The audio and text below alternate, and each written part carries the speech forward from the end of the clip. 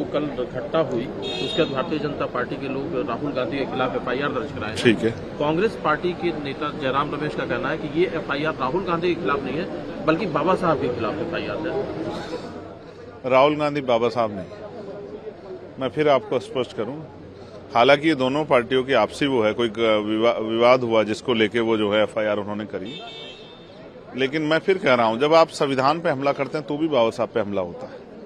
जब सरकारी इंस्टीट्यूशनों को आप खत्म करते हैं, जब आप ईडब्ल्यूएस लागू करते हैं तो भी बाबा साहब पे हमला होता है। जब आप फ्रीडम ऑफ स्पीच और फ्रीडम ऑफ एक्सप्रेशन का वायलेशन करते हैं तो भी बाबा साहब का अपमान होता है। और बाबा साहब ने कहा था, शायद आपको याद हो, मेरे याद है क्योंकि मैं उनका अनुयायी हूं, कि जब तक मेरे जाने के बाद मुझे मरा हुआ मत समझना, जब तक संविधान जिंदा मैं जिंदा।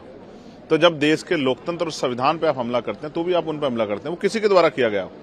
इसलिए मैं स्पष्ट रूप से कहना चाहता हूं कि हम भारतीय संविधान की रक्षा करेंगे और संविधान पे किसी भी तरह का हमला हम लोग बर्दाश्त नहीं करेंगे। इसके लिए हम लोग पार्लियामेंट में भी है और सड़कों पे भी हैं।